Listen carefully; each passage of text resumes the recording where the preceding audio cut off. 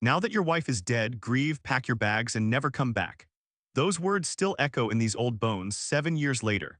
My daughter-in-law Circe spoke them while standing in Aliner's kitchen, wearing Aliner's apron, holding Aliner's favorite teacup like it had always belonged to her. I raised that woman's husband from birth, built the home she cast me from with these same hands that shook as I packed my life into 2 worn suitcases. 47 years of marriage, reduced to whatever fit in my trunk. The phone's been ringing again, Gatsby's name flashing like a desperate prayer. I am Atticus Finley, 76 years old, built houses for 50 years before I built a family, lost both in a single conversation. Aliner and I married young. She had hands that could heal anything broken. I had hands that could build anything she dreamed. We started with nothing but a borrowed truck and a toolbox my father left behind. The construction business grew slowly. One foundation at a time, one family at a time. Aliner kept the books while I laid the bricks. By the time our son Gatsby turned 30, we owned half the developments on the east side of town. The house we built for ourselves sat on 4 acres. White columns, wraparound porch. Aliner's garden bloomed every spring like clockwork. Sunday dinners filled every room with laughter and the smell of her famous pot roast. Gatsby brought Circe home on a Tuesday in October. She stepped out of his BMW wearing designer heels and a smile that never quite reached her eyes. Aliner whispered to me later that night, "She measures things when she thinks nobody's watching." I should have listened. Circe had been married before, twice. Both husbands were older, both had money, both died under circumstances that made lawyers rich and left her richer. But Gatsby saw only her beauty and the way she laughed at his jokes. They married 6 months later in our backyard. Aliner spent weeks preparing. Circe spent weeks planning. The difference became clear when the bills arrived. The wedding cost more than our first house. Aliner never complained. She loved Gatsby too much to question his choices. But I caught her sometimes, standing at the kitchen window, watching Circe rearrange the outdoor furniture like she already owned it. The first signs were subtle. Circe would suggest Aliner look tired during family dinners. She'd offer to help with hosting duties, then slowly take control. Aliner's recipes became Circe's specialties. Aliner's traditions became Circe's improvements. Gatsby defended every change. His mother was getting older. His wife was just being helpful. His father worried too much about things that didn't matter. When Aliner's cough started, Circe was the first to suggest she see a doctor. When the doctor diagnosed pneumonia, Circe was the first to suggest Aliner needed rest. When Aliner's condition worsened, Circe was the first to suggest they prepare for the worst. I spent 63 days watching my wife fade away in a hospital bed. Circe spent those same days learning the layout of our house, the location of our safe, the names on our bank accounts. Aliner died on a Monday morning in March. Her last words were about the garden. She worried the roses wouldn't bloom without her there to tend them. Circe missed those final moments. She was at the house going through Aliner's jewelry box. Gatsby found her there when we returned from the hospital. She claimed she was looking for Aliner's pearl necklace for the funeral. She'd already found it. She was wearing it. The funeral home filled with faces from 50 years of business and friendship. Circe stood beside me in the receiving line, accepting condolences like she was Aliner's daughter instead of her replacement. She knew everyone's names. She knew their stories. She'd been studying us all along. The funeral reception took place in our home. Circe played hostess with practiced grace. She served Aliner's best china to guests who praised her strength and composure. She directed traffic through rooms she'd been mapping for months. I couldn't eat, couldn't speak, could barely stand upright under the weight of losing the only woman I'd ever loved. Gatsby buried his grief in arrangements and logistics. Circe buried hers in planning. By the end of that terrible day, she'd already begun erasing Aliner from her own home. The pearl necklace disappeared into Circe's jewelry collection. Aliner's favorite chair found its way to the basement. Aliner's garden tools vanished from the shed. Small changes, quiet theft, death by 1,000 cuts. Within a week, Circe had convinced Gatsby that I needed professional help to process my grief. She'd researched therapists and support groups and retirement communities that specialized in helping widowed men adjust to life alone. She produced documents she claimed Aliner had prepared in secret. Legal papers that suggested Aliner wanted me to have space to heal.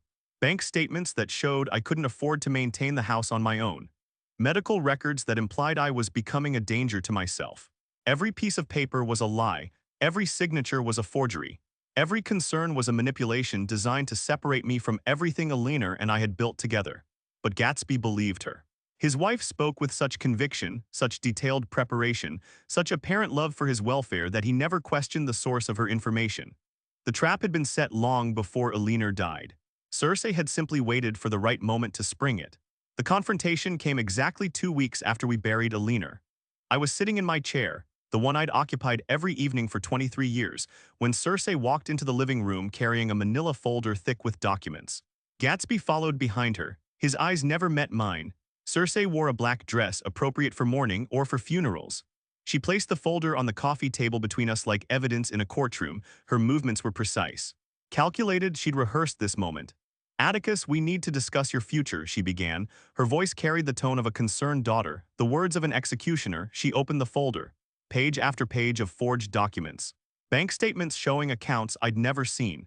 Medical evaluations I'd never received. Legal papers bearing Alina's signature in handwriting that looked nothing like the woman who'd signed our marriage certificate 54 years earlier. "Alina was worried about you," Cersei continued. "She made provisions." The lies flowed like water. Alina had supposedly consulted lawyers about my declining mental state. She'd allegedly spoken to doctors about my increasing confusion. She'd apparently arranged for my care in a facility better equipped to handle my needs. Every word was fiction. Every document was fraud. Every concern was fabrication designed to steal my life. But Gatsby nodded along. His grief had made him vulnerable. His guilt had made him compliant. His love for his wife had made him blind to her true nature. "Dad, maybe it's for the best," he said finally. His voice cracked on the word dad. The last time he'd call me that with any real affection. I studied the papers, recognized none of the signatures, remembered none of the conversations. The medical reports described a man I'd never been. The legal documents outlined plans Alina would never have made. "These are forgeries," I said quietly. Cersei's expression never changed. She'd expected this response, planned for it. She pulled out additional documents. Letters supposedly written in my own hand, examples of my erratic behavior, testimony from neighbors who'd allegedly witnessed my confusion. The depth of her preparation was staggering. She'd created an entire false history of my decline, built a case for my removal over months of careful deception. "We've already contacted Sunset Manor," she said. "They have a lovely room available. Close enough for visits but far enough for you to find peace." The word peace sounded like prison when she said it. I looked at Gatsby, my son, the boy I'd taught to ride a bike, the young man I'd taught to read blueprints, the partner I'd trusted with the family business. He wouldn't look back. That's when I understood. This wasn't about Alina's wishes or my welfare or family concern. This was about ownership. Cersei wanted the house, the business, the bank accounts. The life Alina and I had spent half a century building. She wanted it all, and she was willing to destroy me to get it. "What if I refuse?" I asked. Cersei smiled. The expression transformed her face into something cold and predatory. She'd been waiting for this question. She explained the alternatives: legal guardianship proceedings based on the fabricated medical evidence, court battles that would drain what remained of my assets, public hearings that would expose my alleged incompetence to the entire community, or I could leave quietly, voluntarily, with dignity intact and a small monthly allowance to cover basic expenses. The choice wasn't really a choice. Fight and lose everything including my reputation. Submit and lose everything except my pride. "How long do I have?" I asked. "The weekend," she replied. 3 days to pack 54 years of marriage. 3 days to separate a lifetime of memories into what could fit in a suitcase and what would stay behind for Cersei to claim. Gatsby finally spoke again. "It's better this way, Dad, you'll see." But his voice carried no conviction. Only resignation. He'd already surrendered to his wife's will, already chosen her lies over his father's truth. I spent that weekend walking through the house like a ghost haunting his own life. Every room held memories Cersei was eager to erase. Every photograph told stories she was determined to rewrite. I packed Alina's coffee cup first, the one she'd used every morning for 20 years, then our wedding album. The deed to our first house. My father's toolbox, the important things, the irreplaceable things, everything else became Cersei's inheritance. On Sunday morning, I loaded my car with 2 suitcases and a box of photographs. Gatsby stood on the porch watching me leave. He raised his hand in a gesture that might have been a wave or might have been a dismissal. Cersei stood beside him, her arm around his waist, already claiming her place as the lady of the house. I drove away from the home I'd built with my own hands without looking back. The rearview mirror showed only the future Cersei had planned. My past disappeared behind me like smoke. The Sunset Motel sat on the edge of town. $29 a night, clean sheets, working television, a window that looked out on a parking lot instead of Alina's garden. I sat on the thin mattress and tried to remember who I used to be before I became a man without a home. The silence was deafening. No Alina humming in the kitchen. No Gatsby calling with updates from the job site. No sounds of the life I'd spent 73 years building. Just the hum of the air conditioning and the distant sound of traffic carrying other people toward their own destinations. For the first time since Alina's diagnosis, I cried, not for her death. I'd mourned that loss properly. I cried for my own death, the systematic destruction of everything I'd been. Cersei had won, completely, thoroughly, without firing a shot or raising her voice. She'd simply erased me. The first morning at the Sunset Motel, I woke up at 5:30, same time I'd woken up for 50 years. But there was nowhere to go, no job site to inspect, no coffee brewing in Alina's kitchen. Just the sound of trucks on the highway carrying other men to work I'd never do again. I sat in that cramped room for 3 days, ordered pizza, watched television, waited to die. On the fourth day, I got dressed. Marcus Chen owned Chen and Associates Construction. We'd been competitors for 30 years. Friendly rivals who bid against each other and shared coffee at the supply yard. He'd sent flowers to Alina's funeral but stayed away from the house afterward. I found him at his office on Maple Street, same building where he'd started 25 years earlier. He looked surprised to see me. Concerned when he noticed my clothes were wrinkled and my hands were shaking. "Atticus," he said carefully, "how are you holding up?" I told him I needed work. Marcus studied my face. He'd heard rumors about my situation. The construction community was small. Word traveled fast when a man like me disappeared from his own company. "What kind of work?" he asked. "Anything," I replied. He offered me consulting jobs. Small projects that needed an experienced eye, home inspections, blueprint reviews. The kind of work that kept old contractors useful without requiring them to lift heavy materials. The pay was modest. The work was simple. But it was work. I rented a studio apartment above Mrs. Patterson's bakery on 3rd Street, 1 room, kitchenette, shared bathroom down the hall. It cost less per month than Cersei spent on her weekly manicures, but it was mine. The apartment came furnished with a bed, a table, 2 chairs, and a window that looked out on the street. I set Alina's coffee cup on the windowsill where the morning sun would find it, hung our wedding photo on the wall above the bed, arranged my father's tools on the table like they were ready for work. Small spaces require different skills than large ones. Every item must earn its place. Every decision must serve a purpose. The discipline was meditative, peaceful in ways I hadn't expected. My first consulting job was a foundation inspection for a young couple buying their first house. They reminded me of Alina and myself 50 years earlier. Same nervous excitement, same careful dreams. Same determination to build something lasting together. The foundation was solid. The house was sound. The couple could start their life together on firm ground. I charged them half my usual fee and threw in a free electrical inspection. Word spread slowly through the community. Atticus Finley was back, not the same man who'd owned half the East Side developments, but a man who knew good work from bad, who could spot problems before they became disasters, who charged fair prices and gave honest assessments. The phone in my small apartment started ringing, project managers who remembered my reputation, homeowners who trusted my judgment, young contractors who wanted to learn from someone who'd done the work for 5 decades. I bought a used truck, nothing fancy, just reliable transportation to job sites and supply yards. The freedom of movement felt revolutionary after months of depending on taxis and walking. Meanwhile, news filtered back from my old life through the network of contractors and suppliers who'd known me for decades. Cersei was making changes at the company. Expensive changes, unnecessary changes. Changes that made balance sheets look impressive while making actual work more difficult. She'd hired new managers, bought new equipment, moved to a larger office building with higher rent and lower functionality, the kind of decisions that impressed investors and worried workers. Gatsby was struggling to keep up with his wife's ambitions. The company was taking on bigger projects, more complex contracts, higher-risk investments that promised greater returns but demanded perfect execution. Tommy Rodriguez had worked for me for 15 years before I lost the company. He called me 6 months after I'd started my consulting work. "Boss," he said, "I had to quit." He told me about the chaos at my old company, Cersei's interference in daily operations, her demands for unrealistic timelines, her habit of changing specifications mid-project to save money on materials. "She's driving it into the ground," Tommy said. "And Gatsby doesn't know how to stop her." I listened without comment, offered Tommy work with my consulting business. He accepted gratefully. Other former employees followed, men who'd learned their trade working beside me for years, who understood that good construction was about more than profit margins and quarterly reports. My small operation grew quietly. We weren't competing with my old company for major contracts.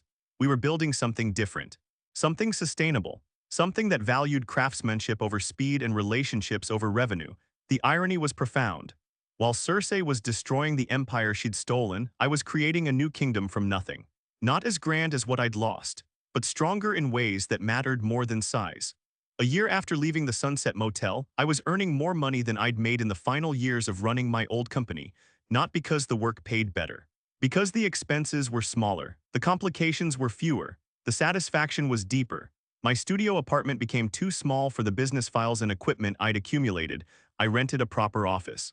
2 rooms above the hardware store on Main Street, close enough to walk from my apartment, large enough to meet with clients properly. The transformation was gradual but undeniable. I was no longer the broken old man who'd cried himself to sleep in a motel room. I was a builder again, a problem solver, a man who created value where none had existed before. The best part was the silence. No Cersei questioning my decisions. No family drama disrupting my work. No past failures haunting my present successes. Just the clean satisfaction of work done well for people who appreciated good craftsmanship. The freedom was intoxicating. The call came on a Tuesday evening in October, 3 years after Cersei had banished me from my own life. I was reviewing blueprints for a small office building when the phone rang. The caller ID showed a number I didn't recognize. "Mr. Finley," the voice was professional, cautious. "This is Janet Morrison from Morrison and Associates Legal Services. I represent your son Gatsby Finley." My hand tightened around the phone, 3 years of silence broken by a stranger's voice delivering news I already knew was coming. "Your son asked me to contact you regarding some urgent financial matters," she continued. "He's facing bankruptcy proceedings. The family business is insolvent. The house is in foreclosure." I listened without speaking. Let the lawyer fill the silence with details I'd been expecting for months. Cersei had disappeared 6 weeks earlier, drained the remaining accounts, left Gatsby with nothing but debt and legal paperwork. "He's hoping you might be willing to meet with him," Janet Morrison said finally. I agreed to dinner at Romano's on Friday night, the Italian restaurant where Alina and I had celebrated our anniversaries for 20 years. Where Gatsby had brought Cersei for their first date, where everything had started to unravel. Friday evening arrived gray and cold, early winter settling over the town like a blanket of resignation. I drove my used pickup truck to the restaurant and parked beside a rusted sedan I recognized as Gatsby's car. The BMW was gone, probably repossessed along with everything else Cersei had convinced him to buy. Gatsby sat in a corner booth, hunched over a cup of coffee that had grown cold. He'd aged a decade in 3 years, gray hair, deep lines around his eyes. The look of a man who discovered that everything he thought he knew about love was a lie. He stood when I approached, extended his hand like I was a business associate instead of his father. The formality broke my heart more than his exile ever had. We sat across from each other in silence. 2 men who'd lost the same woman to the same predator, 2 survivors of Cersei's systematic destruction. "I'm sorry," he said finally. The words carried the weight of 3 years of regret. 3 years of watching his marriage consume everything his parents had built. 3 years of choosing his wife's lies over his father's truth. I ordered the lasagna, Alina's favorite. Gatsby ordered nothing. Just sat there studying his hands like they might contain answers to questions he was finally ready to ask. He told me about the divorce. How Cersei had revealed her true nature once the money started running out. How she'd blamed him for the business failures she'd orchestrated. How she'd taken everything portable and disappeared in the middle of the night. "She left a note," he said, "told me I was weak like my father." The comparison stung less than it might have 3 years earlier. I'd learned that being called weak by a predator was actually a compliment. It meant you still had conscience enough to be manipulated. Gatsby explained the financial details. The company was bankrupt. The house would be auctioned next month. He'd filed for personal bankruptcy protection but would lose everything except his clothes and car. "I don't know what to do," he admitted. I studied my son's face, saw Alina's eyes and my own stubborn jawline. Remembered teaching him to read blueprints when he was 12. Remembered his excitement when he'd successfully managed his first construction project at 25. The anger I'd carried for 3 years was still there. But it was buried under something stronger, something Alina would have recognized as love. "You start over," I said. I told him about my studio apartment above the bakery, about my consulting business. About the freedom I'd discovered in owning less but controlling more. About the satisfaction of building something genuine instead of managing something stolen. Gatsby listened like a student hearing a master craftsman explain the fundamentals of the trade. Which I realized was exactly what was happening. "I could use help with the business," I said, "if you're willing to start at the bottom." His eyes filled with tears he'd been holding back for months. "I don't deserve your help."